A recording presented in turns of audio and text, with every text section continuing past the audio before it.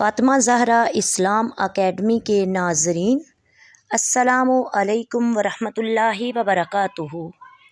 ہمارا آج کا موضوع ہے غصہ کو پی جانا کیسا عمل ہے۔ غصہ کے بارے میں عقائد و جہان حضور صلی اللہ علیہ وآلہ وسلم کی حدیث مبارکہ حضرت معاذ بن انس رضی اللہ تعالی عنہ سے مروی ہے کہ حضور صلی اللہ علیہ وآلہ وسلم نے فرمایا، جو شخص غصہ پی جائے جبکہ وہ اس پر عمل درآمد کی قدرت رکھتا ہو تو اللہ تعالیٰ اسے قیامت کے دن برسر مخلوق بلائے گا اور اسے اختیار دے گا کہ جنت کی حورین میں سے جسے چاہے منتخب کر لے۔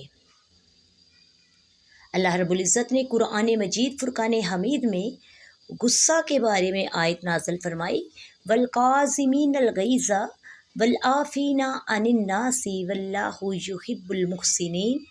ترجمہ، اور غصہ کو پی جانے والے نیز لوگوں سے درگزر کرنے والے، اللہ تعالیٰ کو ایسے نیکوکار لوگوں سے محبت ہے۔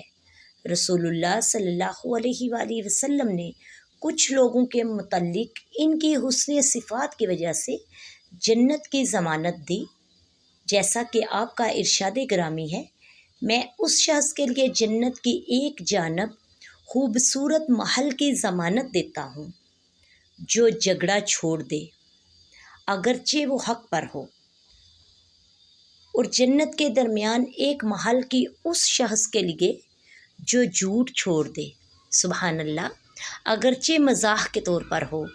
نیز جنت کی اعلیٰ منازل میں ایک محل اس شخص کے لیے ہے جو اپنے اخلاق کو عمدہ بنا لے۔ معلوم ہوا کہ غصہ کو پی جانا، آقا علیہ الصلاۃ والسلام نے اس کے بارے میں خوشخبری بیان فرمائی۔ روزہ دار اس بات سے خوش ہو جائے کہ اگر روزے میں وہ غصہ آئے اور غصے کو پی لے تو اللہ رب العزت ایک تو روزے کا اجر و ثواب اور روزے میں غصے کو پی جانے کا بھی اجر و ثواب عطا فرمائے۔ غصہ ایک ایسی حرام چیز ہے جس کو پینا حلال ہے۔ غصہ ایک ایسی چیز ہے جس کو پینے سے روزہ دار کا روزہ نہیں ٹوٹتا بلکہ درجات بلند ہوتے ہیں۔ اللہ رب العزت عمل نامے میں نیکیاں لکھتے ہیں، اللہ رب العزت درجوں کو بڑھاتے ہیں، اور اللہ تعالیٰ کے فرمان کے مطابق درگزر کرنے والے سے اللہ رب العزت خوش ہوتے ہیں۔ رمضان المبارک میں اللہ رب العزت ہمیں توفیق عطا فرمائے، ہم اللہ اور اللہ کے رسول کی اس بات پر عمل کریں، اللہ رب العزت ہمیں دین کی سمجھ عطا فرمائے۔ وما علینا الا البلاغ المبین۔